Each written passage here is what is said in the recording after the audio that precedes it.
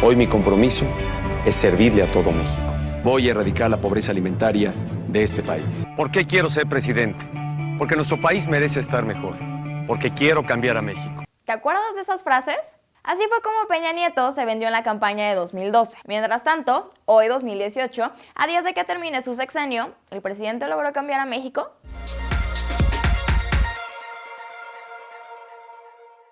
En el rubro económico, Peña nos prometía que habría un crecimiento del 5%, y aunque se mantuvo estable, en la práctica apenas alcanzó el 2.5%. Además, el tipo de cambio se disparó. El peso sufrió una devaluación del 65% en solo 6 años, lo que significa que el dólar pasó de valer unos 13 pesos en 2012 a un promedio de 20.6 pesos en la actualidad. Y ojo, que en lugar de desarrollo, el mayor legado que deja Peña en este rubro es un brutal endeudamiento. Pues en este sexenio, la deuda externa aumentó en casi 10 puntos del PIB, pasando de 5.9 billones a cerca de 11.3 billones. Y en consecuencia, el próximo gobierno deberá hacer pagos más altos y tendrá menos dinero para invertir en programas públicos. También hace 6 años, Peña nos prometió que el primer eje de su gobierno sería lograr un México en paz, que pondría al ciudadano y a su familia en el centro de las políticas de seguridad y que habría un cambio de paradigma. Sin embargo, su sexenio cerrará con un récord histórico de homicidios dolosos con 147.013 casos, es decir,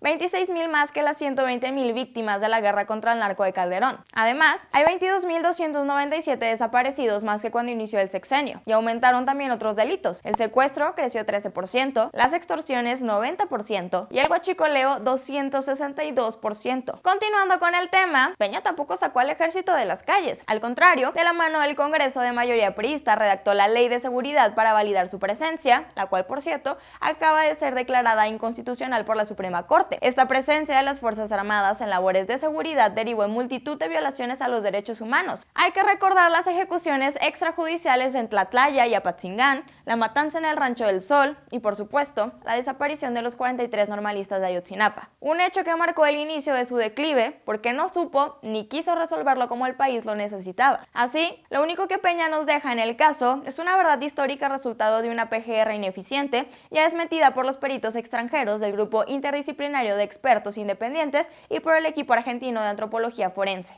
En el combate a la pobreza, también nos quedó debiendo. En 2012, Calderón le entregó un país con 53.3 millones de personas en esa situación y Peña cerrará su sexenio con 53.4 millones. En cuanto a sus 11 reformas estructurales, que fueron el centro del discurso los primeros años, los resultados son agridulces. Por ejemplo, la reforma educativa no se terminó de implementar y tampoco hubo mejoras visibles en las pruebas educativas de los niños mexicanos. La reforma fiscal de 2014 dejó mayores ingresos tributarios, pero no sirvió para mejorar el manejo del gasto público, y la reforma energética, si bien trajo beneficios como la llegada de multitud de marcas de combustibles o el aumento de la inversión extranjera directa, también provocó una inflación acelerada de los precios de la gasolina, que pasó, en el caso de la Magna, de 10 pesos en 2012 a un promedio de casi 17 en la actualidad. Y a todo esto se suma la enorme corrupción que fue protagonista en su administración. Mientras el Sistema Nacional Anticorrupción que prometió sigue estancado, sin personal, ni mucho menos logros,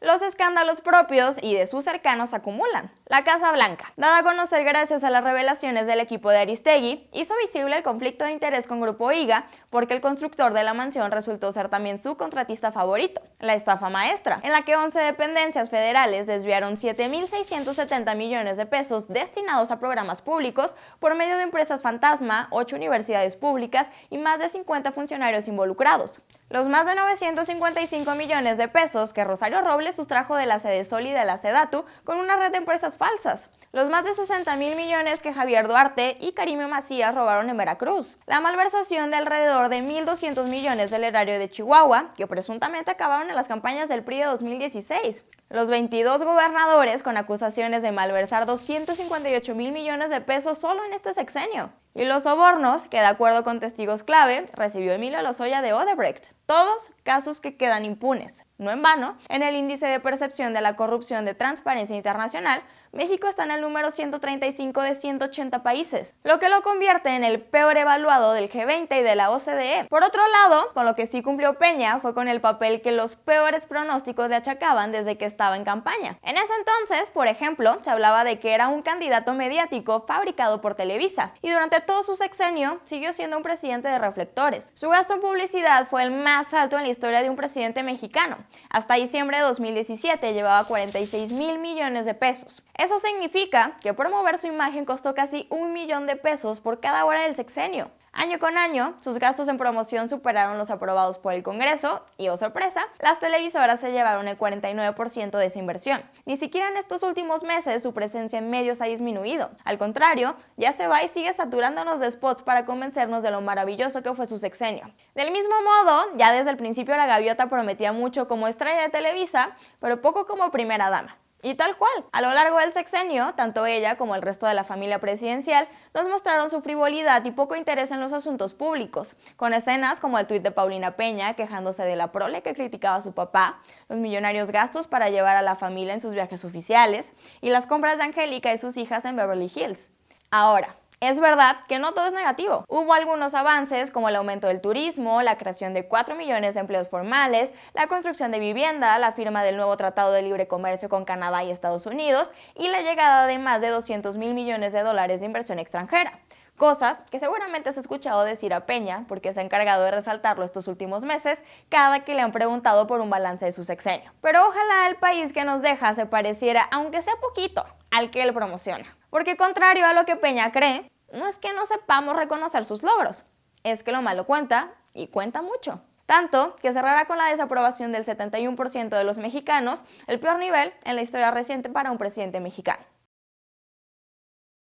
Espero que te haya gustado el video de este lunes, si fue así no olvides darle manita arriba y ayudarnos a compartirlo y pues quizá el último video de Peña Nieto, pero antes de que te vayas te invito a que en los comentarios de acá abajo me cuentes cómo calificarías el sexenio de Peña, del 1 al 10, qué calificación le pones. También te invito a que te suscribas a nuestro canal para que no te pierdas ninguno de los videos que hacemos todos los días y que nos sigas en nuestras redes, en Facebook, en Twitter, en Instagram y que visites www.mientrastantoenmexico.mx donde te contamos todo lo que está pasando en el país. En los últimos meses, cada que le han preguntado por un balance de su sexenio.